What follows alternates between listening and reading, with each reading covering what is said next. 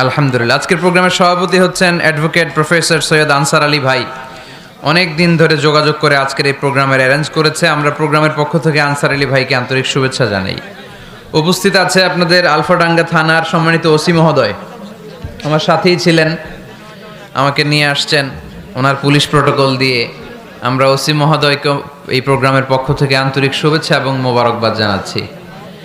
আইম্মাতুল মাসাজিদরা এসেছেন, বিভিন্ন মসজিদের ইমাম সাহেবেরা, খতিব সাহেবেরা, মুয়াজ্জিন সাহেবেরা, আলিয়া মাদ্রাসার শিক্ষক, কামি মাদ্রাসার সম্মানিত শিক্ষকবৃন্দ, সরকারি চাকরিজীবী, প্রাইভেট চাকরিজীবী, ব্যক্তিগত ব্যবসা করছেন এরকম অনেকে এসেছেন, অনেক ছাত্র ভাইরা এসেছে, অনেক ইয়াং ছেলেপেলেরা এসেছে। আলহামদুলিল্লাহ। আমি ইয়াংদেরকে খুব পছন্দ করি আর ইয়াংদেরকে অ্যাড্রেস করে কথা বলি। ইয়াংরা হচ্ছে আগামীর বাংলাদেশ, ঠিক কি না? তোমাদের অনেক দায়িত্ব, অনেক কিছু করতে হবে তোমাকে। তোমাদের দিকে তাকিয়ে আছে বাংলাদেশ, তুমিই বাংলাদেশ, তোমাকেই খুঁজছে বাংলাদেশ, ঠিক কি না? এজন্য নিজেকে প্রতিষ্ঠিত করার জন্য প্রতিযোগিতা করতে হবে। কি করতে হবে? প্রতিযোগিতাতে নামতে হবে। ভালো কাজের প্রতিযোগিতা। ইয়াংরা করবে কি কাজের প্রতিযোগিতা?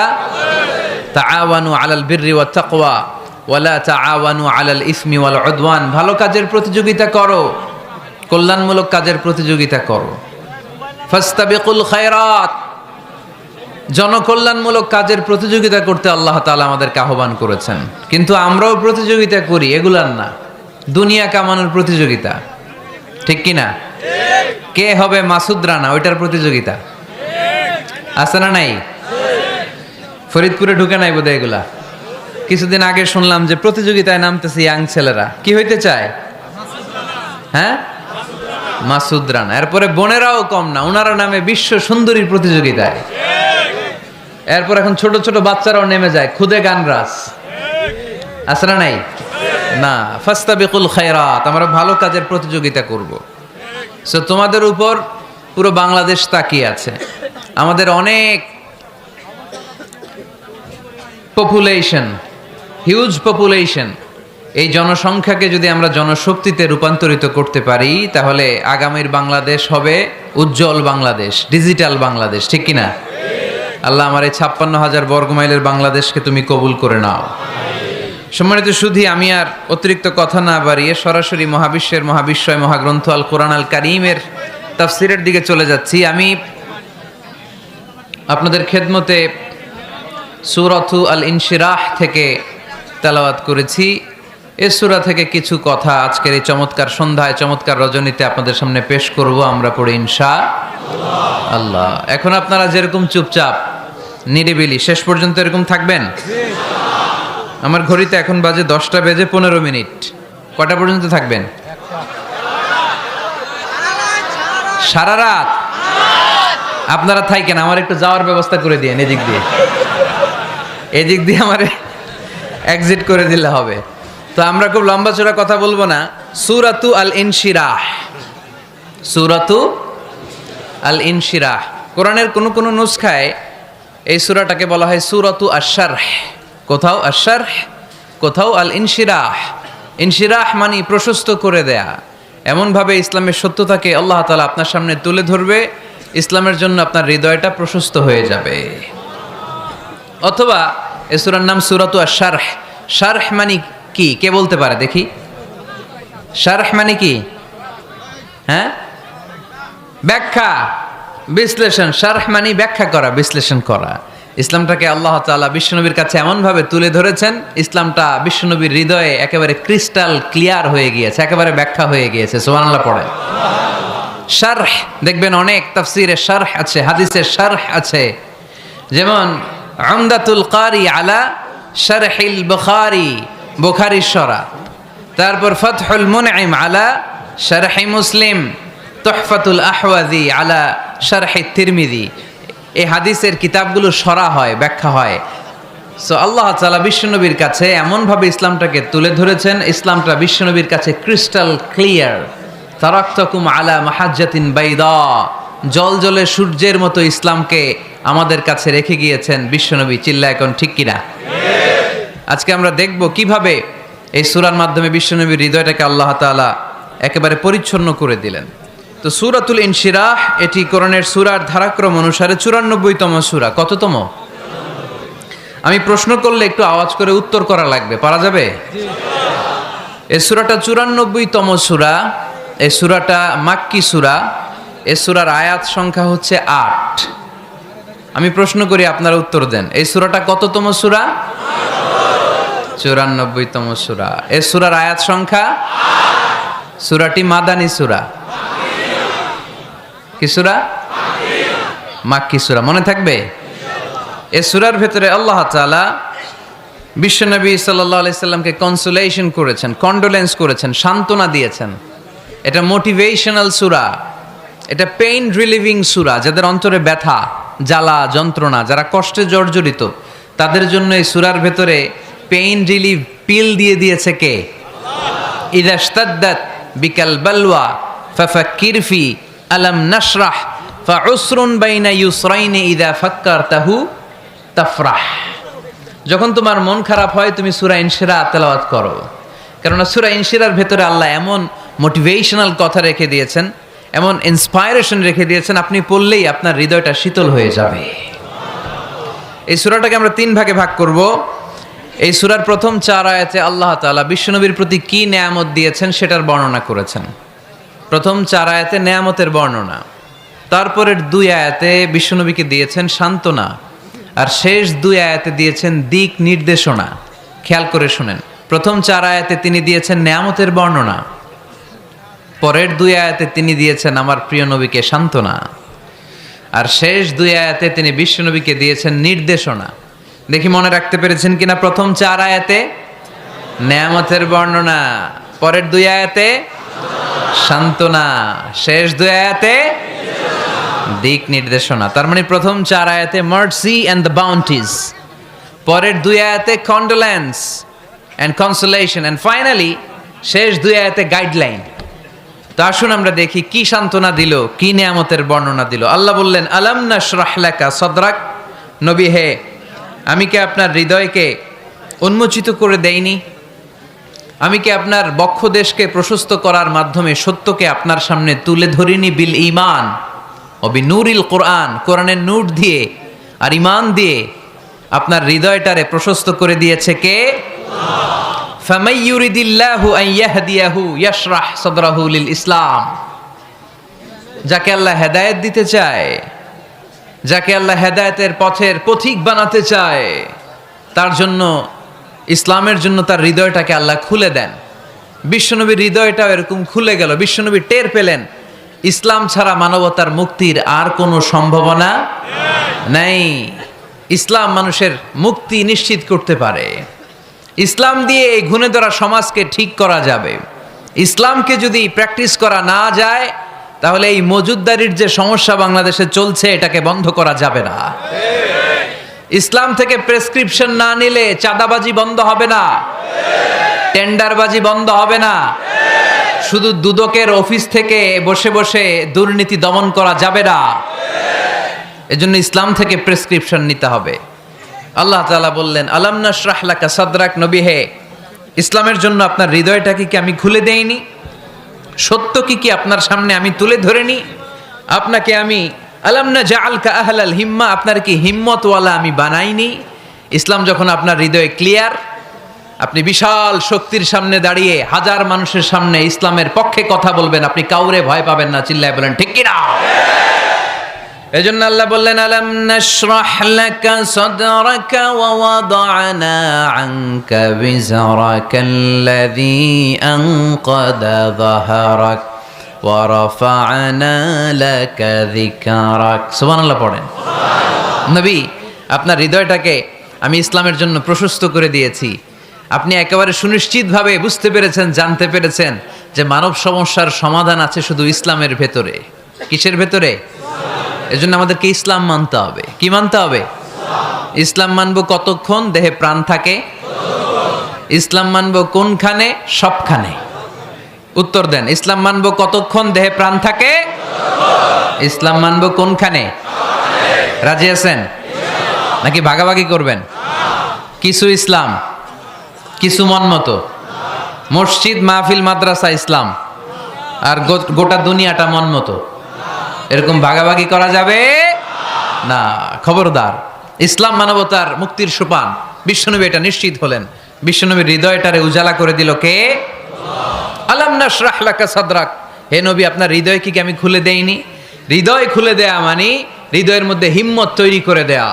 সাইয়েদনা মুসা আলাইহিস সালাম এই দোয়াটা আল্লাহর কাছে করেছিলেন, রব্বি শরাহলি সদরি ওয়া ইয়াসসিরলি আমরি। আল্লাহ, আমার কাজ সহজ করেন, আমার হৃদয়টারে আপনি খুলে দেন। সাইয়েদনা মুসা আলাইহিস সালাম আল্লাহর কাছে চেয়েছেন আল্লাহ যেন হৃদয় খুলে দেয়, কিন্তু আমার নবী চাওয়ার আগেই আমার নবী হৃদয়টারে খুলে দিয়েছে কে? আল্লাহ। আবার অনেক মুফাসসিরিনে ইকরাম বলেছেন এখানে শারহে সাদর দ্বারা শাক্কু সাদর উদ্দেশ্য, মানে সিনা চাক। আমার নবীর জীবনে পুরো জিন্দেগিতে 3 বার সিনা চাক হয়েছিল। কয়বার? 3 বার। সিনা চাক মানে বক্ষ বিদীর্ণ করা, ইংরেজিতে বলে ওপেন হার্ট সার্জারি। কি বলে? আপনাদের এই এলাকায় কারো হয় নাই? শুনছেন না এটা? ওপেন হার্ট সার্জারি, গলা থেকে নাভি পর্যন্ত একেবারে কেটে ফেলে। বিশ্বনবীকে এবার 3 বার এভাবে ওপেন হার্ট সার্জারি করা হয়েছে। একবার যখন বিষ্ণু ঈসা ইসলাম বনু সাদ গোত্রে ছিল তখন, দ্বিতীয়বার যখন কোরআন নাজিল হবে তার আগ দিয়ে তখন, 3 নম্বরে বিষ্ণু ঈসা ইসলামকে যখন ঊর্ধ্ব জগতের অনেক দামি দামি জিনিস দেখানো হবে ওই মেরাজ রজনীর সময়টাতে, তখন কোন সুবহানাল্লাহ। বিশ্বনবী বললেন, আমি উম্মে হানির ঘরে শুয়েছিলাম, আমাকে ছাদ 2 ভাগ করে ছাদের উপর দিয়ে নিয়ে হাতিমে কাবাতে শুইয়ে দেয়া হলো, গলা থেকে নাভি পর্যন্ত ছিঁড়ে ফেলা হলো, আমার হৃদয়টাকে বের করে জমজমের পানি দিয়ে ক্লিন করা হলো। আমার হৃদয়ে জ্ঞান, আমার হৃদয়ে ঈমান আর প্রজ্ঞা দিয়ে পরিপূর্ণ করা হলো।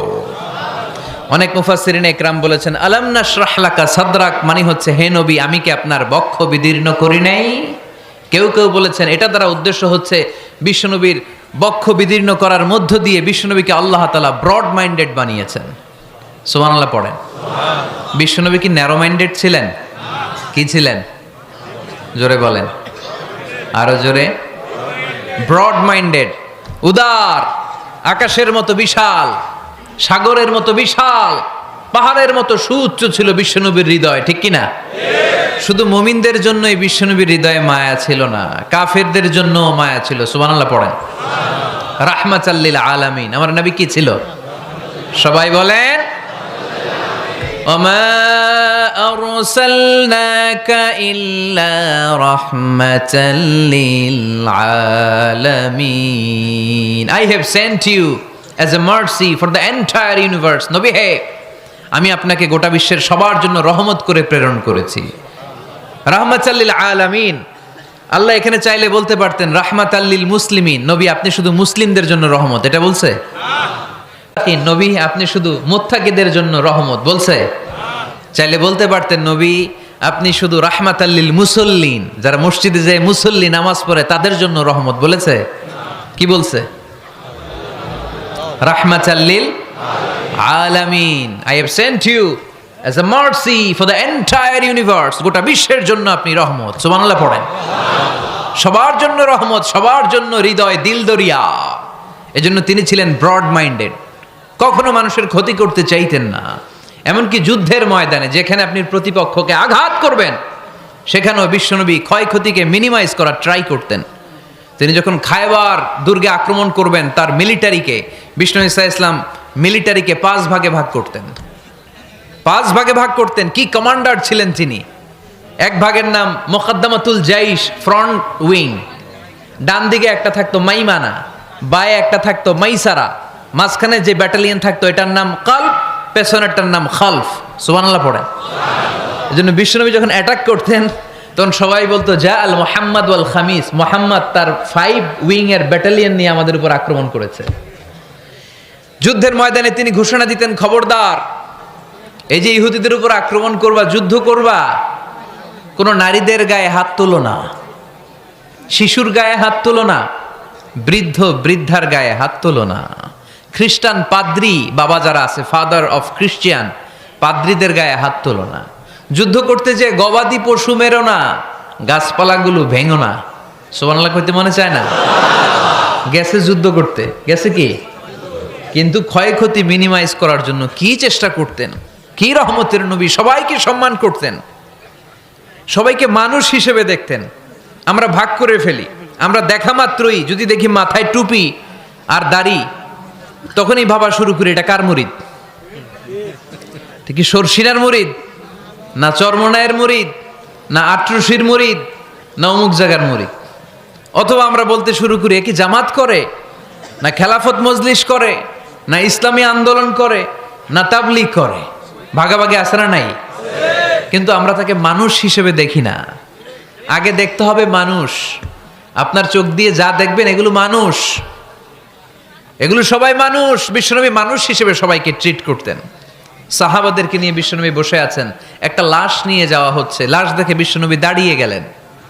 সাহাবারা বললেন, ইয়া রাসূলুল্লাহ, আপনি দাঁড়ালেন যে? ইন্নাহু ইয়াহুদি, এটা ইহুদির লাশ।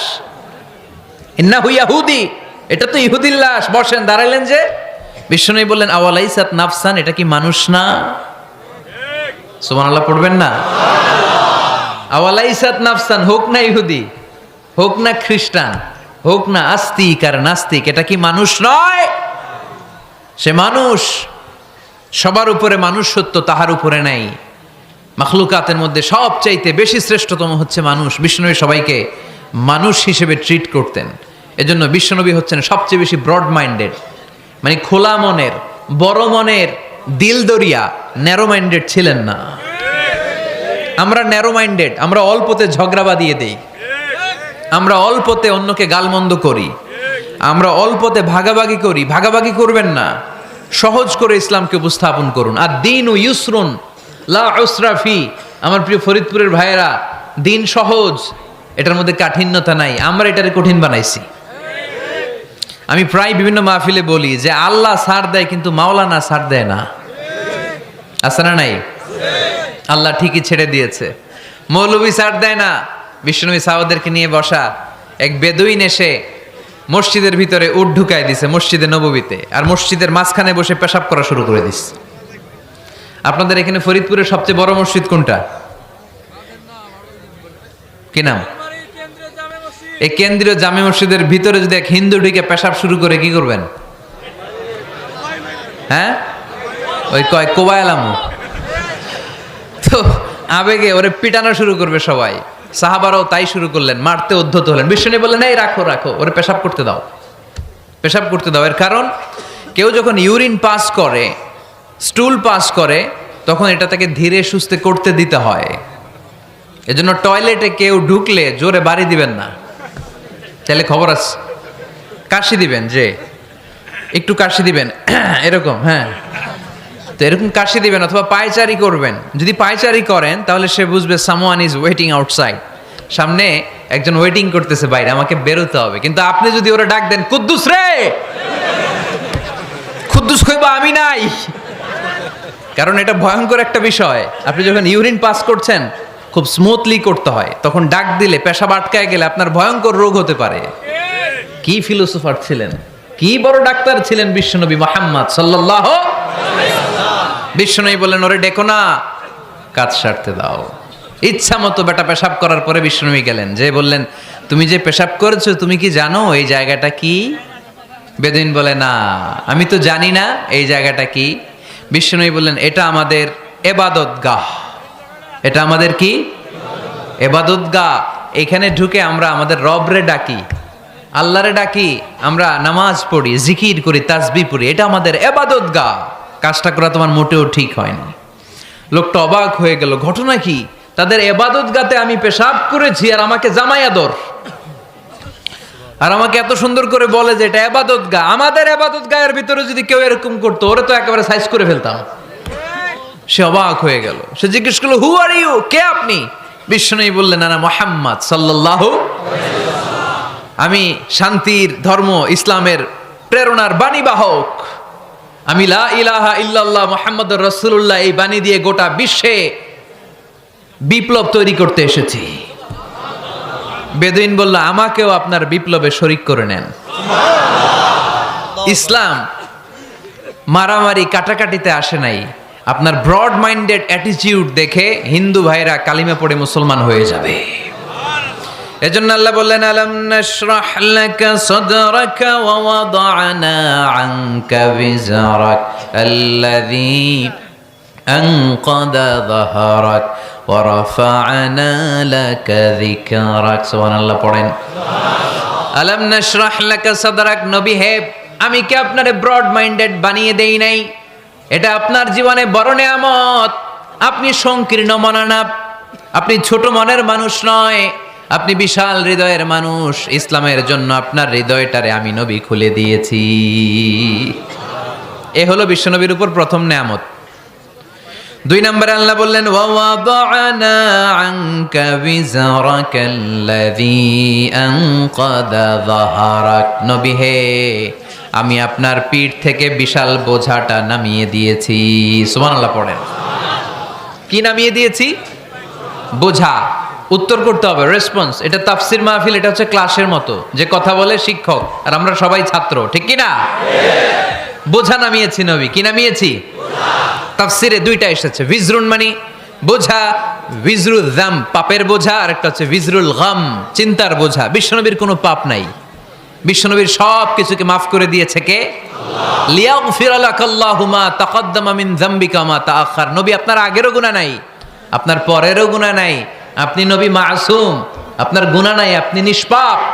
নবীদের গুনাহ হয় না। আহলুস সুন্নাহ ওয়াল জামাআতের আকীদা হচ্ছে নবীরা মাসুম, নবীদের জীবনে কোনো গুনাহ হয় না। চিৎকার করে বলেন ঠিক কি না?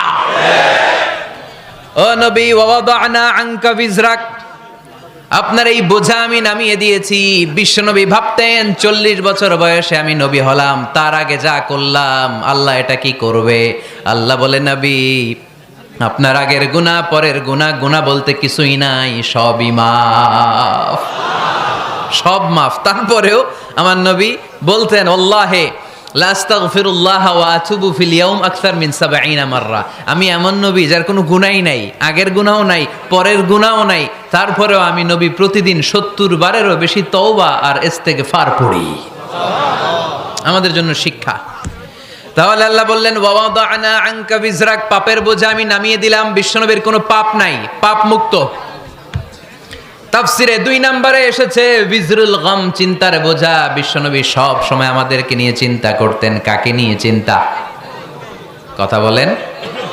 আমাদেরও চিন্তা আছে না নাই? কিসের চিন্তা? হ্যাঁ, টাকার চিন্তা। ফরিদপুরের ভাইদের টাকার চিন্তা। আর কিসের চিন্তা আপনাদের? হ্যাঁ, উম্মতের চিন্তা। মাশাআল্লাহ, এই ভাই উম্মতকে নিয়ে ভাবে। আপনাদের আর কার কি নিয়ে চিন্তা বলেন? পেটের চিন্তা। এদিকে পাওয়া গেছে পেটের চিন্তা, এদিকে বউয়ের চিন্তা, কবরের চিন্তা। আর কিসের চিন্তা? আখিরাতের চিন্তা। তো আমাদেরও চিন্তা আছে, বিশ্বনবীরও চিন্তা ছিল। 2 চিন্তা কি এক? বিশ্বনবীর কাঁধে তো পুরা উম্মার জিম্মাদারি। কিয়ামত পর্যন্ত যারা পৃথিবীতে আসবে সবার জন্য বিশ্বনবী কাঁদতেন। এই আওয়াজ করে কে? এদিকে কি হয়েছে? ওরে বসায় দেন। বিশ্বনবীর গোটা উম্মা নিয়ে চিন্তা। সব নবীকে আল্লাহ তাআলা একটা করে দোয়া দিয়েছিলেন আর বলেছিলেন, নবী একটা স্পেশাল দোয়া করার সুযোগ তোমাদেরকে দিলাম, ওই দোয়া করলেই কবুল হয়ে যাবে। কিন্তু সুযোগ পাবা জীবনে কয়বার? সবাই বলেন কয়বার? সব নবী কয়টা করে পাইছে? সব নবী তাদের দোয়াগুলো দুনিয়াতেই করে ফেলেছে। বিশ্বনবী বলেন লিকুল্লি নবিয়্যিন দাওয়া মুস্তাজাবা। এই দুনিয়াতে সব নবীদের একটা করে মুস্তাজাবুদ দাওয়া আছে। আল্লাহ বলেছে, ও নবী একটা করে স্পেশাল দোয়া করার সুযোগ পাবা, দোয়াটা করা মাত্রই কবুল করে নেব। বিশ্বনবী বললেন, এই পৃথিবীর বুকে যত নবী রাসূল দুনিয়ায় এসেছে সব নবীরা তাদের স্পেশাল দোয়া দুনিয়ায় করে ফেলেছে, ইল্লা আনা, কিন্তু আমি করি নাই। বিশ্বনবী বললেন, ওয়া ইন্নী আখতাবিউ দাওয়াতি শাফাআতান লি উম্মতি ইয়াউমাল কিয়ামাহ। আমি আমার স্পেশাল দোয়াটা করি নাই। আমার স্পেশাল দোয়াটা আমি আমার গুনাহগার উম্মতকে বাঁচানোর জন্য কিয়ামত পর্যন্ত রেখে দিয়েছি। আমরা যেদিন বিপদে পড়ে যাব, যেদিন আমার আব্বা আমারে চিনবে না, আমি আমার আব্বারে চিনব না, নেতা তার কর্মীরে চিনবে না, কর্মী নেতারে চিনবে না, ঠিক কি না? পীর সাহেব মুরিদরে চিনবে না, মুরিদ পীর সাহেবরে চিনবে না, স্বামী তার স্ত্রীরে চিনবে না, স্ত্রী তার স্বামীরে চিনবে না। নবী থেকে শুরু করে, অলি থেকে শুরু করে, শহীদ থেকে শুরু করে সবার মুখে একটাই জিকির, ইয়া নাফসি ইয়া নাফসি ইয়া নাফসি। আকাশের সূর্যটা যেদিন মাথার কাছে চলে আসবে, জমিনটা তামার জমিন হয়ে যাবে, সূর্যের তাপে মাথার মগজগুলো ভাতের মাড়ের মতো গলে গলে নাকের ছিদ্র কানের ছিদ্র দিয়ে টপ টপ করে বেয়ে বেয়ে নিচে পড়বে। ওই কঠিন দিনে কেউ কাউরে চিনবে না। বিষ্ণু বললেন, ওই দোয়াটা আমি দুনিয়ায় করি নাই, আমি বদরের যুদ্ধে মার খেয়েছি, উহুদের যুদ্ধে দাঁত ভেঙেছি, আমি না খেয়ে পেটে পাথর বেঁধেছি। আমি যদি ওই দিন দোয়া করতাম, আল্লাহ দোয়া কবুল করে নিত, জান্নাতি খাবার দিয়ে দিত, আমার মায়ের খাওয়া লাগতো না, তায়েফে আমার রক্ত ঝরতো না, দোয়া করলেই কবুল। কিন্তু ওই দোয়াটা আমি দুনিয়ায় করি নাই, ওই দোয়াটা আমার জন্য, আপনার জন্য, আমাদের জন্য বিশ্বনবী জমা রেখে দিয়েছে। এজন্য বিশ্বনবীর চিন্তা আর আমাদের চিন্তা এক চিন্তা না, বিশ্বনবীর পুরা উম্মতের চিন্তা। কিয়ামত পর্যন্ত যত মানুষ আসবে সবাই আমার উম্মত, না জানি তাদের নসিবে কি হয়ে যায়। এই চিন্তার বোঝা বিশ্বনবীকে কাবু করে ফেলেছিল। আল্লাহ বললেন, নবী নো টেনশন, কোনো টেনশন নাই, আপনার এই চিন্তার বোঝাকে আপনার পিঠ থেকে আমি আল্লাহ নিজ দায়িত্বে সরিয়ে নিলাম। এজন্য আল্লাহ বললেন, আলাম নাশরাহ লাকা সাদরাকা ওয়া ওয়াদা'না আনকা বিজরাক আল্লাযী আনকাদা যাহরাক। যেই চিন্তার বোঝা আপনাকে কষ্ট দেয়, যেই চিন্তার বোঝা আপনারে পেরেশান করে তোলে, আপনার পিঠ থেকে ওই চিন্তার বোঝা নবী আমি সরিয়ে নিলাম। কি দিয়ে সরিয়ে নিল? কোরআনের আলো দিয়ে। আওয়াজ করে বলতে হবে, কি দিয়ে?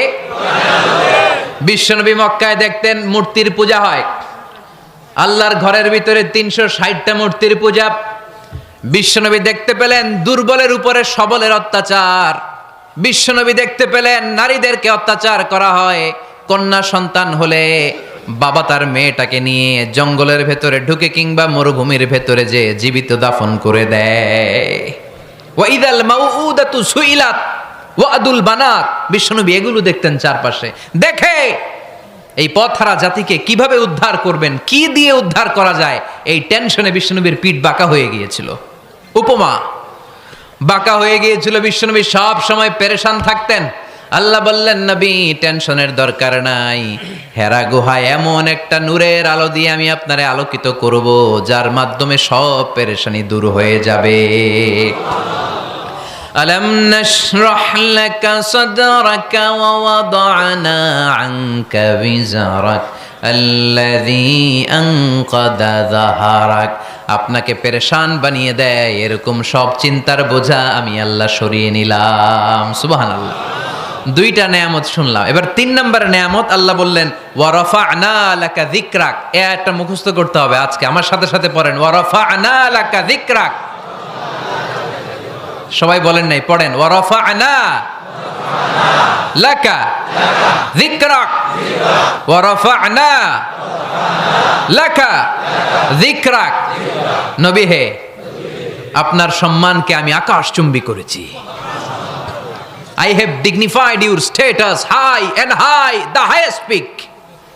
আপনার মর্যাদা উঠাতে উঠাতে আকাশ বাতাস ছাপিয়ে সাত আকাশ কাঁপিয়ে আরশের উপরে নিয়ে গিয়েছি। আপনার মর্যাদা আমার পরপরই, স্রষ্টার পরে পুরো সৃষ্টিকুলের উপরে বিশ্বনবীর মর্যাদা আছে না নাই? এজন্য আল্লাহ বললেন, ওয়া রাফা'না লাকা যিকরাক। ও নবী, আপনার মর্যাদা সম্মান আমি আকাশচুম্বী করেছি। আপনার সুনাম সুখ্যাতি মান মর্যাদা আমি গোটা বিশ্বে ছড়াইয়া দেব। এ আয়াত যখন নাজিল হলো, কাফেররা হাসতে শুরু করলো। কাফেররা বলে, মোহাম্মদ বেটা বলে কি, ও জানে বাঁচবে কিনা ওইটাই তো সন্দেহ। আমরা যেই ষড়যন্ত্র পাকাচ্ছি, ও জানে বাঁচবে কিনা সে এটাই সন্দেহ, তার নাম গোটা বিশ্বে ছড়াবে কি করে আমরা দেখে নেব। আল্লাহ বলেন, তোরা আমার নবীর সুনাম সুখ্যাতি ছড়ানোর ব্যাপারে বাধা তৈরি করবি, তোরা আমার নবীর ব্যাপারে অপপ্রচার চালাবি, তোদের অপপ্রচারকেই আমি আমার নবীর প্রচার মাধ্যম বানিয়ে দেব। তোরা করবি অপপ্রচার।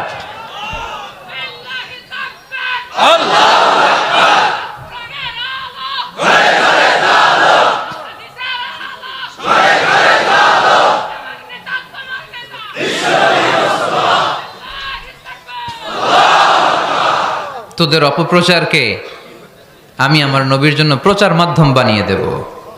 এরকম অনেক সময় হয় না যে কেউ কেউ অপপ্রচার করে কারো বিরুদ্ধে, এটা তার জন্য প্রচার হয়ে যায়। কেউ অপপ্রচার চালায়, আল্লাহর মেহেরবানিতে ওইটা তার পাবলিসিটি হয়ে যায়। তার আলাদা করে প্রচার বিভাগের টিম তৈরি করা লাগে না, তার বিরোধীরাই তার প্রচার বিভাগের কাজে নেমে পড়ে। বিষ্ণু বললেন তোরা, আল্লাহ বললেন তোরা আমার নবীর সুনাম সুখ্যাতিকে থামাবি, তোদের মাধ্যমে আমি বিশ্ব নবীর সুনাম সুখ্যাতি গোটা বিশ্বে বুলন্দ করে দেব। আবু জাহেল ঘোষণা দিল, খবরদার, হজের মৌসুম, হাজী সাহেবরা গোটা বিশ্ব থেকে আসবে, আমার দলের কর্মীরা তোরা যেটা করবি সেটা হচ্ছে হাজীদের কাছে যে বলবি মক্কায় নতুন এক পাগল আসছে, নতুন এক জাদুকর আসছে, নাম মুহাম্মদ। নাউজুবিল্লাহ পড়বেন না? খবরদার হাজী সাহেবেরা, এই পাগলের কাছে যেও না। সব হাজিরা গোটা বিশ্ব থেকে এসে মক্কার মিনা প্রান্তরে তাঁবুর ভিতরে ঢুকেছে, আর আবু জাহেলের টিম মেম্বাররা সব তাঁবুর ভিতরে উকি মাইরা কয়, খবরদার, নতুন পাগল আইছে। সবাই কয় নাম কি? কয় মুহাম্মদ। নতুন পাগল এসেছে, নাম মুহাম্মদ। নতুন জাদুকর এসেছে, তার নাম মুহাম্মদ। খবরদার, তার কাছে যেও না, তার কথা শোনো না, শুনলে তোমরাও পাগল হয়ে যাবা, তোমরাও পাগল হয়ে যাবা। সে এত বড় জাদুকর, মুহাম্মদ সাল্লাল্লাহু আলাইহি ওয়াসাল্লাম এত বড় জাদুকর, তার জাদু দেখলে, তার কথা শুনলে হাজব্যান্ড ওয়াইফের মধ্যে সম্পর্ক বিচ্ছিন্ন হয়ে যায়। সে এত বড় জাদুকর, তার কথা শুনলে বাবা আর ছেলের সম্পর্ক ছিন্ন হয়ে যায়। সে এত বড় জাদুকর, তার কথা শুনলে বন্ধু বন্ধু আলাদা হয়ে যায়। খবরদার হাজী সাহেবরা, তোমরা হজ করতে এসেছো করো, জমজমের পানি খাও আর খেজুর নিয়ে যাবা বাড়িতে, কিন্তু মুহাম্মদ সাল্লাল্লাহু আলাইহি ওয়াসাল্লামের কাছে যাওয়া যাবে না। আচ্ছা, আপনারা বুঝে শুনে উত্তর দেন। এই যে লক্ষ লক্ষ হাজি মিনার তাবুতে বসা, আর আবু জাহেলের লোকটা যে বলল নতুন জাদুকরের নাম মুহাম্মদ, তার কাছে যেও না, এই লক্ষ লক্ষ হাজিরা এর আগে জীবনেও মুহাম্মদ সাল্লাল্লাহু আলাইহি ওয়াসাল্লামের নাম শুনছে? তার মানে মুহাম্মদ সাল্লাল্লাহু আলাইহি ওয়াসাল্লামের নাম তাদের কানে পৌঁছে দেওয়ার দায়িত্ব আবু জাহেল নিজেই নিয়ে নিয়েছে। চিল্লায় এখন ঠিক কি না? প্রচার হয়ে গিয়েছে। আর সবাই মনে মনে ভাবে, কয় কি এত বড় জাদুকর, হজ করি আর না করি এরে না দেখা যাওয়া যাবে না। হজ তাড়াতাড়ি কোন রকম সাইরা এই জাদুকরের কাছে আগে যাব, দেখি কেমন জাদু দেখায়, দেখি কত বড় ম্যাজিশিয়ান, দেখি তো কত বড় পাগলের। কারণ আল ইনসানু হারিসুন আলা মা মুনিআ, মানুষকে যেটা নিষেধ করা হয় বেশি, মানুষ এটা করতে চায়। যদি বলি ওদিকে যাবি না, ওর বাপের কিরা ওদিকে যাবে, ও ঠিক কি না? এটা আমাদের স্বভাব, আমাদের খাসলা, আমাদের বৈশিষ্ট্য, যেটা আমাদেরকে নিষেধ করা হয় বেশি, ওটা করতে মন চায়। সব হাজিরা মনে মনে ভাবলো আমরা যাব, তোরা যতই বলিস না কেন যাব, হজের পরে অবশ্যই যাব। দেখা গেল হজের পরে বিশ্বনবী মুহাম্মদুর রাসূলুল্লাহ সাল্লাল্লাহু আলাইহি ওয়াসাল্লামের বাড়ির সামনে বিশাল বড় গ্যাদারিং শুরু হয়েছে। সবাই লাইন ধরে দেখা করতে গেছে। দেখা করতে যে বিশ্বনবীর চেহারা দেখে প্রথম নজরেই সব পাগল। চাঁদের চেয়ে সুন্দর তুমি নবী আমার কামলিওয়ালা, চাঁদের চেয়ে সুন্দর তুমি নবী আমার কামলিওয়ালা, দু জাহানের বাদশাহ তুমি প্যারা নবী সাল্লে আলা, দু জাহানের বাদশাহ তুমি প্যারা নবী সাল্লে আলা, চাঁদের চেয়ে সুন্দর তুমি নবী আমার কামলিওয়ালা। সুবহানাল্লাহ পড়েন। এত সুন্দর চেহারা, বিষ্ণু ঈসা ইসলামের চেহারার মতো এরকম চেহারার মানুষ পৃথিবীতে আছে? দ্বিতীয়টা, অনেকে বলে সাইয়েদনা ইউসুফ আলাইহিস সালামের চেহারা নাকি বেশি সুন্দর। সুন্দর ঠিক, কিন্তু আমার নবীর চাইতে বেশি নয়। বিষ্ণু বলতেন আনা মালিহুন ওয়া আখি ইউসুফু সাবিহুন, আমার ভাই ইউসুফ হচ্ছে সবিহ, সবিহ মানে সাদা সুন্দর ধবধবে, আর আমি হচ্ছে মালিহ, মালিহ মানে এসেছে মিলহন থেকে, মিলহন মানে লবণ, মানে লাবণ্যময় সুন্দর। আমার ভাই ইউসুফ নবী সাদা সুন্দর, আমি লাবণ্যময় সুন্দর। কোনটার দাম বেশি? লাবণ্যময় সুন্দরের দাম বেশি। সাইয়েদনা ইউসুফ আলাইহিস সালামের চেহারা দেখে মিশরের মেয়েরা লেবু কাটতে যে বা কমলা কাটতে যে, আনার কাটতে, কমলা কাটতে যে আঙ্গুল কেটে ফেলেছিল। কোরআন তার সাক্ষী। ওয়া কাত্তা'না আইদিয়াহুন। আম্মাজান আয়েশা রাদিয়াল্লাহু তাআলা আনহা যখন এই ঘটনা শুনেছেন, তিনি মিশরের মেয়েদেরকে ডাক দিয়ে বলেছেন, ও মিশরের মেয়েরা, তোমরা ইউসুফ নবীর সৌন্দর্য দেখে লেবু কাটতে যে আঙ্গুল কেটেছ, আমার স্বামী প্যারা নবী মুহাম্মদ রাসূলুল্লাহর চেহারা যদি তোমরা দেখতা, তাহলে লেবু কাটতে যে আঙ্গুল নয়, কলিজাটা কেটে টুকরা টুকরা করে দিতা। আবার আম্মা জান আয়েশা বলতো লাকুম শামসুন ওয়ালানা শামসুন, তোমাদের জন্য একটা সূর্য আছে কিন্তু আমি আয়েশার জন্য আলাদা একটা সূর্য আছে। তোমাদের সূর্যটা প্রতিদিন সকালবেলা পূর্ব আকাশে উদিত হয়ে গোটা দুনিয়াটারে আলোকিত করে দেয়, আর আমার সূর্যটার নাম হলো মুহাম্মদ সাল্লাল্লাহু আলাইহি ওয়াসাল্লাম। মসজিদে নববীতে এশার নামাজের পরে আমার সূর্যটা আমার ঘরে উদিত হয়। তোমাদের সূর্য সকালবেলা পূর্ব আকাশে উঠে গোটা দুনিয়াটারে আলোকিত করে, আমার সূর্য মুহাম্মদ এশার নামাজের পরে আমার ঘরের ভেতরে যখন উকি দেয় আমার পুরো ঘরটারে আলোকিত করে দেয় কে? এত সুন্দর চেহারা ছিল, ওনার চেহারার নূর দিয়ে হারানো সুই খুঁজে পেয়েছে বিশ্বনবীর স্ত্রীরা। চিল্লায় কোন আল্লাহু আকবার। বিশ্বনবীর চেহারার সৌন্দর্যের সাথে কারো সৌন্দর্যের কোনো মিল হবে? No comparison with our beloved prophet Muhammad sallallahu alayhi wasallam. Whether it's the fitness, whether it's the appearance, whether it's the status, no comparison with our prophet. এটা ফিটনেসের দিক থেকে হোক, এটা চেহারার সৌন্দর্যের দিক থেকে হোক, এটা কণ্ঠস্বরের ঝংকারের দিক থেকে হোক, সম্মান আর মর্যাদার দিক থেকে হোক, আমার নবীর সম্মানের ধারে কাছেও সম্মান পৃথিবীর কারো হতে পারে না। চিল্লায় বলেন ঠিক কি না? এজন্য আল্লাহ বললেন ওয়ারাফা'না লাকা যিকরাক, নবী আপনার সম্মান বাড়াতে বাড়াতে আমি আকাশচুম্বী করেছি। লোকজন সব যে বিশ্বনবীর দরবারে লাইন ধরেছে, হাজিরা সব বিশ্বনবীর কাছে যে চেহারা দেখেই কুপকাত, বাকি জিনিস তো পরে। অনেকে আছে না, চেহারা দেখলেই মানুষ পাগল হয়ে যায়, আছে না নাই? চেহারা দেখেই পাগল, চেহারা দেখেই পাগল। তারপর তারা মিলাতে লাগলো। মিনার তাবুতে আবু জাহেলের কর্মীরা ঘোষণা দিয়েছিল এলাকায় মুহাম্মদ নামে পাগল এসেছে। তারা মিলায়ে দেখে না, এই মহামানব কোনোদিন পাগল হতে পারে না, কারণ পাগলের চুলগুলো থাকে উস্কো খুস্কো, ঠিক কিনা? আমার নবী সাল্লাল্লাহু আলাইহি ইসলামের চুল উস্কো খুস্কো ছিল?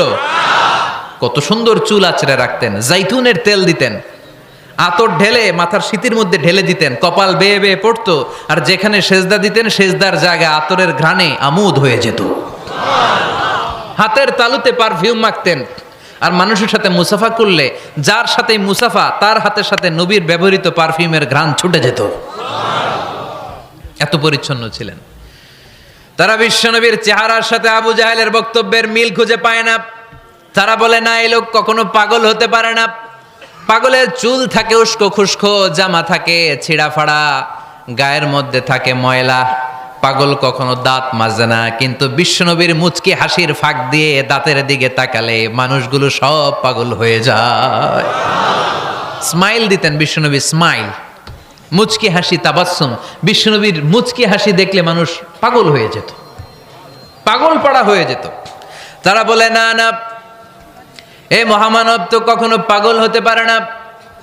আবার মিলাতে লাগলো। আবু জাহেলের কর্মীরা বলেছিল এটা নাকি বড় জাদুকর, কিন্তু তারা বলে না না, এই অসাধারণ লোকটা জাদুকরও হতে পারে না, সে তো কোনো মন্ত্র পড়ে না।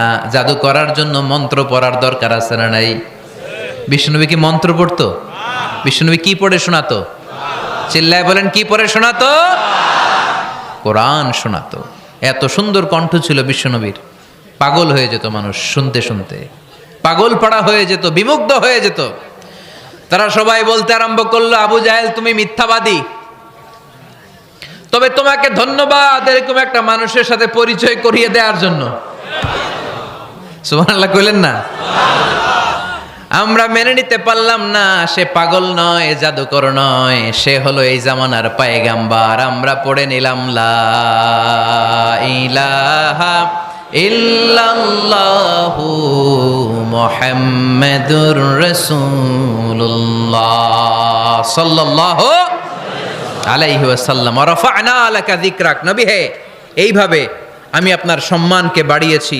হাইসুমা যুকিরতু যুকিরতা মাই, নবী যেখানে আমার নাম নেওয়া হবে আমার পর পর আপনার নামও নেওয়া হবে। পড়েন সুবহানাল্লাহ। যেখানে আমার আল্লাহর নাম তারপরে আমার নবীর নাম আছে না নাই? কালেমার ভেতরে লা ইলাহা ইল্লাল্লাহ আমার আল্লাহর নাম শোভা পায়, তারপরে মুহাম্মাদুর রাসূলুল্লাহ দ্বিতীয় বাক্যে আমার নবীর সুন্দর নামটা আছে না নাই? কালেমার মধ্যে প্রথমে আল্লাহর নাম, তারপরে নবীর নাম হাইসুমা যুকিরতু যুকিরতা মাই। নবী কিভাবে আপনার মর্যাদা আমি বাড়াবো জানেন? যেখানেই আমি ওইখানেই আপনি, যেখানে আমার নাম নেওয়া হবে তারপরেই সৃষ্টিকুলের মধ্য থেকে শুধু আপনার নাম নেওয়া হবে। সুবহানাল্লাহ পড়েন। আপনার উম্মতেরা গোটা বিশ্বে সালাত আদায়ের জন্য আজান দিবে। আজানের প্রথম 4 বাক্যে আমি আল্লাহর বড়ত্ব, আল্লাহু আকবার। তারপরের 2 বাক্যে আমি ছাড়া কোনো ইলাহা নাই, এটার সাক্ষ্য দেয়া হবে। তারপরের 2 বাক্যে সবাই সাক্ষ্য দিতে বাধ্য, আপনি ছাড়া দুনিয়ায় আর কোনো শেষ রাসূল নাই। তার মানে আজানের মধ্যেও আমার আল্লাহর নামের পরে আমার নবীর নাম আছে না নাই? এরপর আমরা একামত দিয়ে জামাত শুরু করি। এই জামাতের আগে যে একামতটা দেই, এই একামতেও আল্লাহর নামের পরে আমার নবীর নামটা আছে না নাই? আল্লাহু আকবার, আল্লাহু আকবার, আশহাদু আন লা ইলাহা ইল্লাল্লাহ, আশহাদু আন্না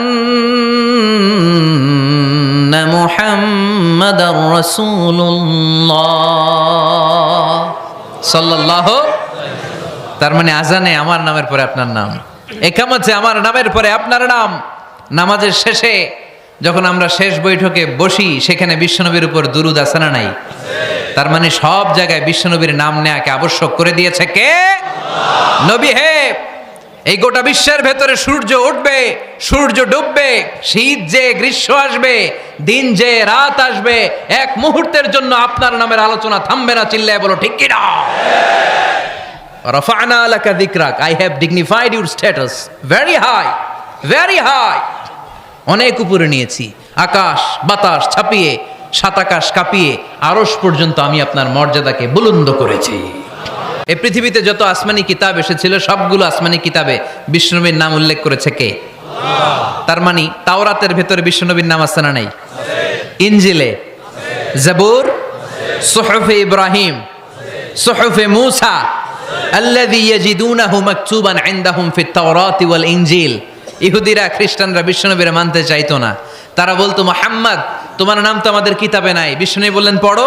তারা পড়তে পড়তে বিষ্ণুনবীর জায়গাটা লুকিয়ে রাখতো। যেখানে বিষ্ণুনবীর নাম ওরা এভাবে ধরে রাখতো। বিষ্ণু ইসা ইসলাম এক সাহাবাকে বললেন, আমি তো ওদের ভাষা বুঝি না, তুমি ওদের ভাষা বুঝে দেখো কোন জায়গায় চোরামিটা করে। প্রতিটা কিতাবের প্রতিটা পাতায় পাতায় বিষ্ণুনবীর নাম আছে না নাই? সাইয়েদনা আদম আলাইহিস সালাম থেকে শুরু করে ঈসা আলাইহিস সালাম পর্যন্ত যত নবী এসেছে, সব নবী সুসংবাদ দিয়েছে যে একজন নবী আসবে, যেই নবী আসার মধ্য দিয়ে এই আম্বিয়া আলাইহিমুস সালাম পৃথিবীতে আসার যে ধারাবাহিকতা, এই সিলসিলা, এই চেইনকে আল্লাহ তাআলা কাট অফ করে দিবে। সাইয়েদনা আদম তার বংশধরদেরকে বলেছে, নূহ আলাইহিস সালাম তার প্রজন্মকে বলেছে, ইব্রাহিম আলাইহিস সালাম তার জেনারেশনকে বলেছে, মূসা আলাইহিস সালাম বনি ইসরাইলকে শুনিয়েছে। সর্বশেষ সাইয়েদনা ঈসা আলাইহিস সালাম এসে বলেছে, ইয়াতি মিন বাদি ইসমুহু আহমদ, আমার পরে এমন এক নবী আসবে তার নাম, চিল্লায় বলেন, আহমদ বড় বিশ্বস্ত, সে কোন বন্ধু বলো বেশি বিশ্বস্ত, সে কোন বন্ধু বলো বেশি বিশ্বস্ত, কার কাছে মন খুলে দেয়া যায়, কার কাছে প্রাণ খুলে বলা যায়, হওয়া যায় অতি আশ্বস্ত, তার নাম আহমদ বড় বিশ্বস্ত। সুবহানাল্লাহ পড়েন। ইয়াতি মিন বাদি ইসমুহু আহমদ, আমার পরে এমন এক নবী আসবে তার নাম হবে আহমদ। এই নবীর পরে আর কোন নবী আছে? চিল্লায় বলেন, লা নবিয়্যা বাদি ওয়ালা রাসূলা, আমার পরে কোনো নবীও নাই, আমার পরে কোনো রাসূলও নাই। তবে আমার পরে যদি নবী হওয়ার যোগ্যতা কারো থাকে, আমার ওমরে ফারুক নবী হওয়ার যোগ্যতা রাখে। কোনো নবী নাই, খাতামুন নবিয়্যিন, আমার পরে কোনো নবী নাই।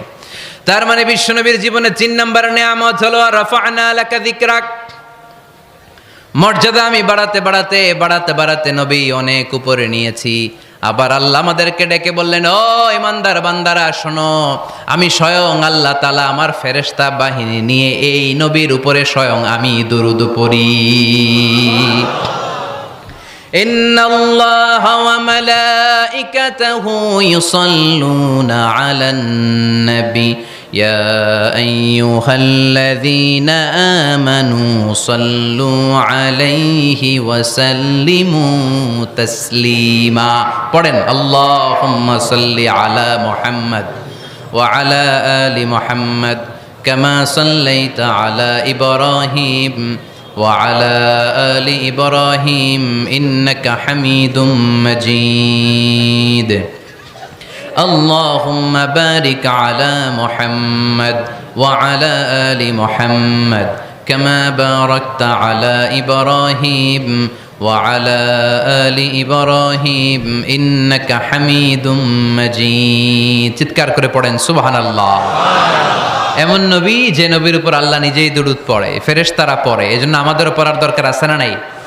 আবার আল্লাহ বললেন নবী আপনি এমন নবী যেই নবীকে আমি হাউজে কাউসার দিয়েছি, লক্ষ লক্ষ নবীদের কাউরে কিয়ামতের দিন আমি হাউজে কাউসারের মালিক বানাবো না, শুধুমাত্র কেবলমাত্র একমাত্র আপনি ছাড়া। ইন্না أعطيناك الكوثر فصل لربك وانحر إن شانئك هو الأبتر سبحان الله পড়ে। এই হাউজে কাউসারের পানি খেতে চান, পান করতে চান? বিশ্বনবী না দিলে খাইতে পারবো আমরা? হাউজে কাউসার পান করতে চান কারা? হাত তুলে দেখান।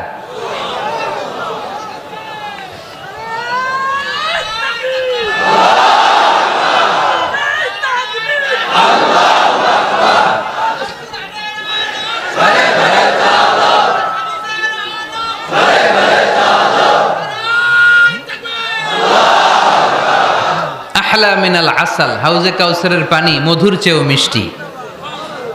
আবরাদু মিনাস সালজ, বরফের চাইতেও ঠান্ডা। আবিয়াদু মিনাল লাবান, দুধের চাইতেও সাদা। মান শারিবা মিনহা শারবাতান লাম ইয়াজমা আবাদা, এক ঢোক হাউজে কাউসারের পানি যে খাবে চিরকালের জন্য তার গলার তৃষ্ণা মিটে যাবে।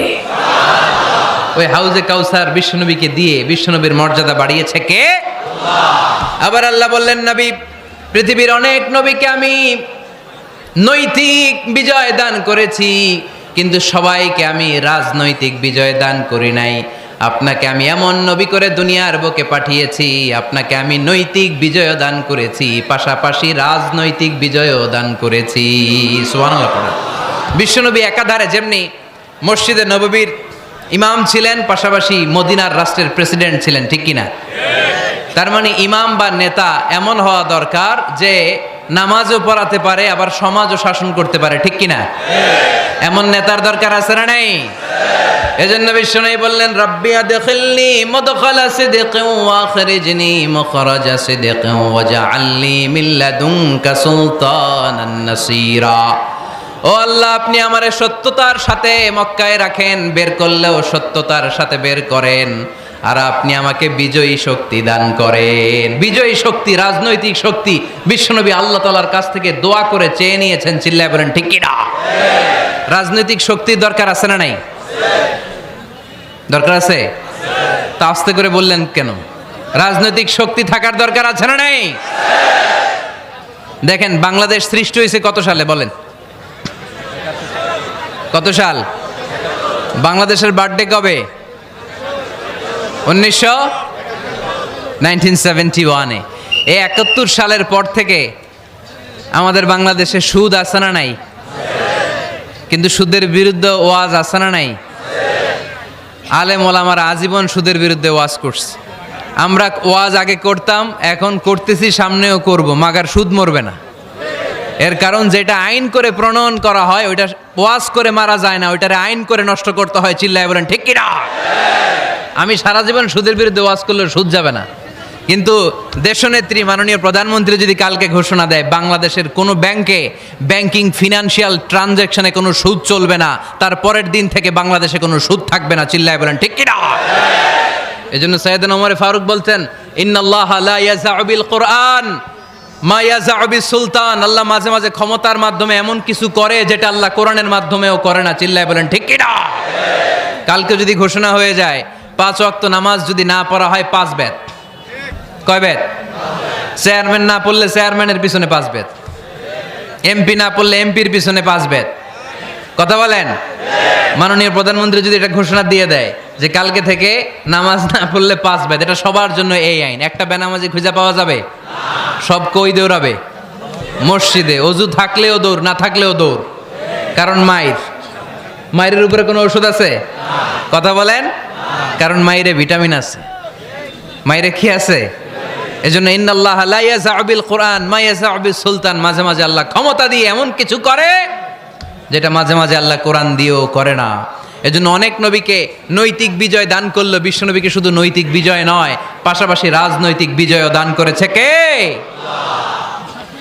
তিনটা নিয়ামতের ঘোষণা দিয়ে আল্লাহ বললেন, আলাম নাশরাহ লাকা সাদরাকা ওয়া ওয়াদা'না আনকা বিজরাক আল্লাযী আনকাদা যাহরাক ওয়া রাফা'না লাকা যিকরাক। পড়েন সুবহানাল্লাহ। নবী হে, আপনার মর্যাদা আমি অনেক বাড়িয়েছি। আপনার কথা শুধু মুসলমানেরাই বলে না, হিন্দুরাও বলে। আছে না নাই? গতকাল এক হিন্দু ভাই আমার হাতে হাত রেখে শাহাদা বাক্য পাঠ করে গাজীপুরে মুসলমান হয়ে গেছে। বিশ্বনবীর কথাগুলো যখন তারা শোনে, তারা নিজেদেরকে ধরে রাখতে পারে না। আপনারা মহাত্মা গান্ধীর নাম শুনেছেন? তিনি ভারতের অবিসংবাদিত নেতা। বিশ্বনবীর ব্যাপারে কমেন্ট করেছেন যে এরকম নেতা পৃথিবীতে আর দ্বিতীয়টা কখনো হবে না। মহাত্মা গান্ধী কি মুসলমান না হিন্দু? গোটা বিশ্বের খ্রিস্টানরা বিশ্বনবীকে নিয়ে এখন মাতোয়ারা। মাইকেল এইচ হার্ট, খ্রিস্টান, একটা বই লিখে গোটা বিশ্ব কাঁপিয়েছেন, দি 100 ranking of the most influential people and person in the world. পৃথিবী কাঁপানো 100 জন মনীষীর জীবনী নিয়ে একটা বই তিনি করেছেন। এই 100 জন মনীষীর জীবনীর মধ্যে যাকে নাম্বার 1 তিনি করেছেন, তিনি হচ্ছেন আমার নবী, আপনার নবী, পেয়ারা নবী, বিশ্বনবী মুহাম্মদুর রাসূলুল্লাহ সাল্লাল্লাহু আলাইহি ওয়াসাল্লামের। মাইকেল এইচ হার্ট কি মুসলমান? সে একজন খ্রিস্টান। তার মানে ওয়া রাফা'না লাকা যিকরাক, বিশ্বনবীর সম্মান শুধু আমাদের মুখ দিয়ে প্রচারিত হয় না, ইহুদি, খ্রিস্টান, বৌদ্ধদের মাধ্যমেও বিশ্বনবীর সম্মানকে বাড়িয়ে দিচ্ছে কে? I have studied him, the wonderful man, in my opinion, far from being antichrist, and he must be called the savior of humanity. খ্রিস্টানরা বলছে আমরা এই মুহাম্মাদের জীবনী গবেষণা করে পড়েছি, তাকে খ্রিস্টান বিরোধী বলা তো দূরের কথা, তাকে মানবতার ত্রাণকর্তা বলতে হবে। তিনি গোটা বিশ্বের জন্য সুপারম্যান হয়ে পৃথিবীতে এসেছে। As a father, as a teacher, as a lawgiver, as a lawmaker, Muhammad is the superman of the world. স্বামী হিসেবে, পিতা হিসেবে, নেতা হিসেবে, নবী হিসেবে মুহাম্মদ ইসলাম সাধারণ কোনো মানুষ নয়, তিনি গোটা বিশ্বের জন্য সুপারম্যান হয়ে পৃথিবীতে আগমন করেছে। ওয়া রাফা'না লাকা যিকরাক। নবী, দুশ্চিন্তা করবেন না, টেনশন করবেন না, আমি আপনার সম্মানকে বাড়িয়ে দেব। এই তিনটা নিয়ামতের বর্ণনা সূরা ইনশিরাহের ভিতরে বর্ণনা করলেন কে? এরপরে রাব্বুল আলামিন বিশ্বনবীকে নিয়ামতের বর্ণনার ঘটনা শুনিয়ে বিশ্বনবীকে সান্ত্বনা বাণী শোনাচ্ছেন আর পড়ছেন, ফা ইন্না মাআল উসরি ইউসরান ইন্না মাআল উসরি ইউসরা। নবী গো, নিশ্চয়ই কষ্টের পরে আছে আনন্দ, দুঃখের পরেই আছে সুখ। কোন সুবহানাল্লাহ। কষ্টের পরে আনন্দ, দুঃখের পরে। The struggle isn't permanent in our life. দুঃখ কষ্ট এটা আমাদের জীবনে পার্মানেন্ট না, এটা সাময়িক। আচ্ছা, আওয়াজ করে উত্তর দেন তো, এক বছরে কয়দিন আপনাদের ফরিদপুরে? কয়দিন? 365 দিন।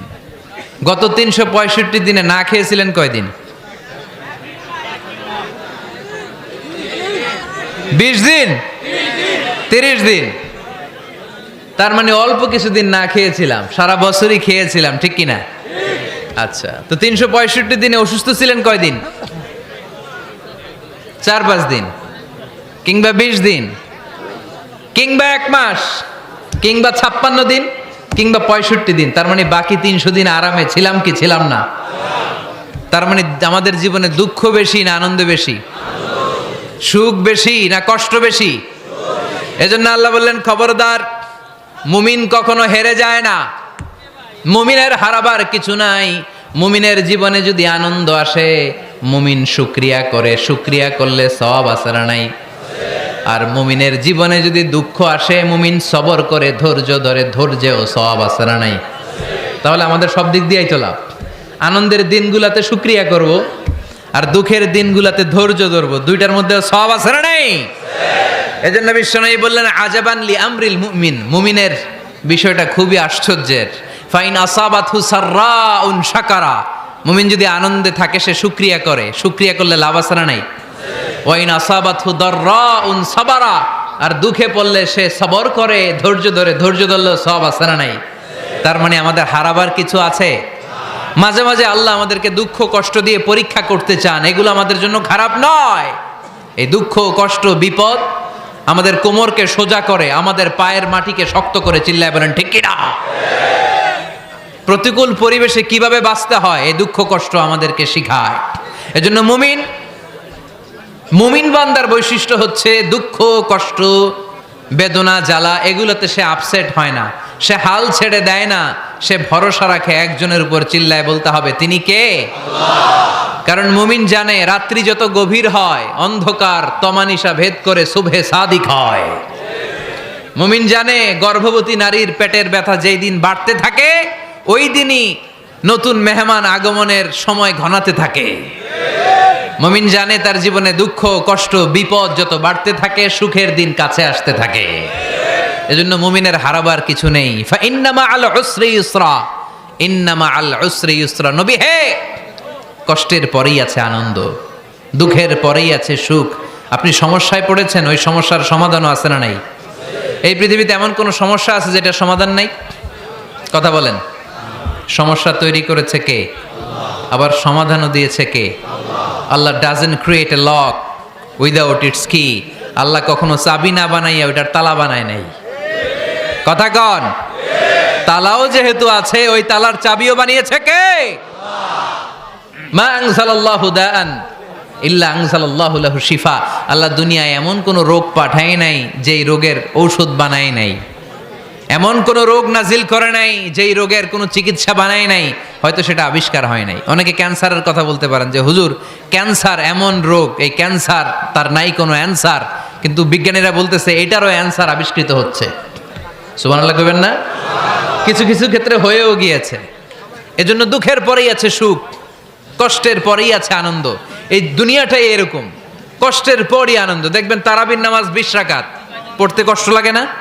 কোমরে ব্যথা, হাঁটুতে ব্যথা, কিন্তু 20টা রাকাত যখন শেষ করে মসজিদ থেকে বের হই একটা আনন্দ আছে না নাই? কষ্ট করে পরীক্ষার জন্য প্রিপারেশন নিলেন আপনি কয়েক মাস, কিন্তু ফলাফল যখন ভালো হয় তখন একটা আনন্দ আছে না নাই? সারাদিন রোজা রাখলেন রমজানে, কি কষ্ট, তৃষ্ণায় গলা ফেটে যায়, কিন্তু ইফতারির সময় যখন রুহাবজার শরবতটা খাই কেমন লাগে? একটা আনন্দ আছে না নাই? এজন্য আল্লাহ বললেন فَإِنَّ مَعَ الْعُسْرِ يُسْرًا إِنَّ مَعَ الْعُسْرِ يُسْرًا। ও নবী, কষ্টের দিন মক্কায় অল্প কিছু দিন, মদিনাতে আনন্দের দিন অপেক্ষা করছে। আমাদের জীবনে যদি দুঃখ কষ্ট আসে আমরা ধৈর্য ধরবো, তাওয়াক্কুল করবো একজনের উপর, তিনি কে? কারণ আমরা বিশ্বাস করি কষ্টের দিন এটা চিরকালের জন্য নয়, সামনে আনন্দের দিন আমাদের জন্য সেট করে রেখেছে কে? তাহলে আমরা সূরাতুল ইনশিরাহ থেকে 3টা নেয়ামতের বর্ণনা শুনলাম, বিশ্বনবীকে কি সান্ত্বনা দেয়া হলো সেটা শুনলাম। এবার 2টা গাইডলাইন শুনে তাফসীর আমরা শেষ করব। শুনতেছেন? কষ্ট হচ্ছে তো উঠা বসা করতেছেন কেন? উঠলেন কারা কারা? শেষ করে দিব? দোয়া করে দেই। কি গাইডলাইন দিলেন শুনবেন? কে কে শুনবেন না হাত তোলেন।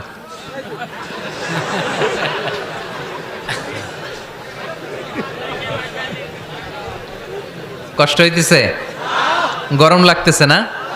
আমিও ঘামতেছি আপনাদের সাথে সাথে। অনেক গ্যাদারিং হয়ে গেছে। আসেন আল্লাহর নামে 3টা তাকবীর দেই, তারপর কোন 2টা গাইডলাইন তিনি বিশ্বনবীকে দিলেন ওই নির্দেশনা বাণীটুকু শুনে আজকে আমরা বিদায় নেব। আওয়াজ করে পড়তে হবে লিল্লাহে তাকবীর, লিল্লাহে তাকবীর, লিল্লাহে তাকবীর। গাইডলাইন নাম্বার 1, ফাইদা ফারাগতা ফানসাব। নবী আপনি যখন অবসর হন আপনি ইবাদতে মশগুল হন। ফানসাব ফিল ইবাদা, তাফসীর ইবনে কাসিরে এসেছে আপনি ইবাদতে মশগুল হন যখন আপনি অবসর পান। অবসর আল্লাহর দেয়া বড় নেয়ামত, এটা বিশ্বাস করেন? অবসর কিন্তু নেয়ামত। আমরা অনেকেই অবসর সময়কে কাজে লাগাই না, কিন্তু অবসর চলে যাওয়ার পরে যখন ব্যস্ত হয়ে পড়ি তখন বলি হায় রে, অবসরটা যদি কাজে লাগাইতাম। পরীক্ষার পরে 3 মাস ছুটি ছিল, এই 3 মাস অবসরে যদি পড়তাম তাইলে তো আজকে ভার্সিটিতে চান্স পেয়ে যেতাম, ঠিক কি না? এজন্য বিশ্বনবীর আল্লাহ বললেন, নবী فَإِذَا فَرَغْتَ فَانصَبْ وَإِلَى رَبِّكَ فَارْغَب। মাদানী জীবনে, মাক্কি জীবনে, দাওয়াতি কার্যক্রমের পরে, রাষ্ট্রীয় কার্যক্রমের পরে যখনই আপনি অবসর পাবেন তখনই আপনি ইবাদত করেন, তখনই বেশি বেশি আল্লাহর কাছে দোয়া করে।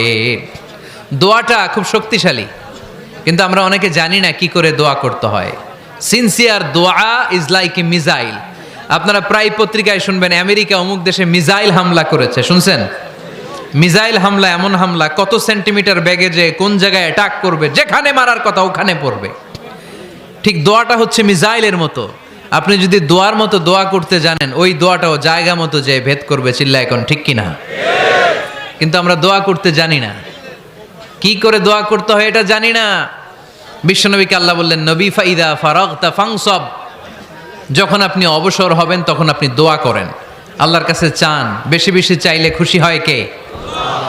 তার মানে প্রথম ঘোষণা হলো ফাইদা ফারাগতা ফানসব।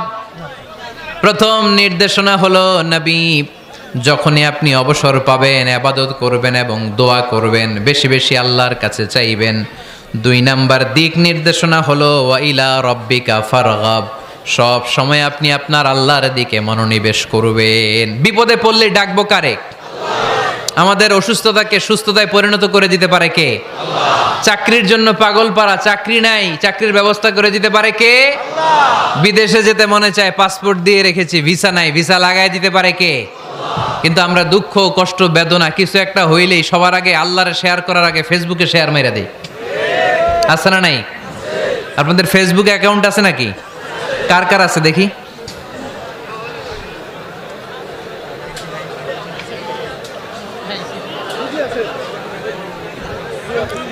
আছে আছে। এটার জন্য আমরা ভালো কাজে লাগাই, ঠিক কিনা? আপনি চাইলেই এমনভাবে ফেসবুক ফ্রেন্ড লিস্ট করতে পারেন যারা ভালো ভালো জিনিস শেয়ার করে, যারা মোটিভেশনাল জিনিস শেয়ার করে, ইসলামের পক্ষে কথা বলে। আপনার এক একটা শেয়ারে অনেকের জীবন বেঁচে যেতে পারে, ঠিক কিনা? একজন মুমূর্ষ রোগীকে বাঁচাতে রক্তের প্রয়োজন, রক্তের গ্রুপ এ পজিটিভ। যারা রক্ত দান করতে আগ্রহী তারা এই নাম্বারে যোগাযোগ করুন। ফেসবুকে মাঝে মাঝে এরকম নিউজ আসে না নাই? আপনি just you put down in share, শেয়ারের মধ্যে একটা পুট করে দিলেন, একটু শেয়ার মেরে দিলেন, ছড়িয়ে পড়লো হাজার হাজার ফেসবুক ফ্রেন্ডদের কাছে। তাদের অনেকে ব্লাড দিতে আগ্রহী, সে তাড়াতাড়ি যেয়ে সেখানে ব্লাড ডোনেট করে আসলো। আপনার একটা শেয়ারের কারণে বেঁচে গেল অনেকগুলো প্রাণ। চিল্লা এখন ঠিক কিনা? রক্তদানের মতো শ্রেষ্ঠ ইবাদত হতে পারে? আমরা মনে করি শুধু জিকিরি ইবাদত, আমরা মনে করি শুধু নামাজি ইবাদত। রক্তদান, এক ব্যাগ রক্ত থেকে অনেক মানুষকে বাঁচানো যায়। এর মধ্যে আছে হিমোগ্লোবিন, এর মধ্যে আছে প্লাটিলেট, আছে প্লাজমা। রক্তে একটা উপাদান আছে প্লাজমা, নাম শুনছেন? আগুনে পোড়া রোগীকে বাঁচাতে এই প্লাজমা লাগে। হসপিটালের বার্ন ইউনিটে যেয়ে দেখবেন মানুষ কিভাবে চিল্লায়। নুসরাত নামে একটা মেয়ে মারা গেল না? এক বদমাইশের কবলে পড়ে মারা গেল না? তাকে আগুন জ্বালিয়ে দেওয়া হয়েছিল তার গায়ে, তার প্লাজমাগুলো জ্বলে গিয়েছিল। আগুনে পোড়া রোগীর যে কি কষ্ট, একটু দেখার জন্য হসপিটালের বার্ন ইউনিটে যাবেন, দেখবেন যে কি কষ্টে আছে তারা। এই প্লাজমাগুলোকে অনেক সেন্টিগ্রেড তাপমাত্রা নামিয়ে ঠান্ডা করে দেহে পুশ করা হয়। আপনার এক ব্যাগ রক্ত থেকে প্লাজমা আলাদা করা হবে, প্লেটলেটস আলাদা করা হবে, হিমোগ্লোবিন আলাদা করা হবে, শ্বেতকণিকা, লোহিত কণিকা আলাদা করে অনেকগুলো মানুষ বেঁচে যাবে। এজন্য ফেসবুক থাকাটা দোষের কিছু না, তবে ভালো কাজে আমরা ব্যবহার করব, ঠিক কিনা? আপনার ফেসবুক শেয়ারিং আপনার জান্নাতি বানাতে পারে, আর আপনার ফেসবুক শেয়ারিং আপনার জাহান্নামের লাকড়ি বানাতে পারে। চিল্লায় বলেন ঠিক কিনা?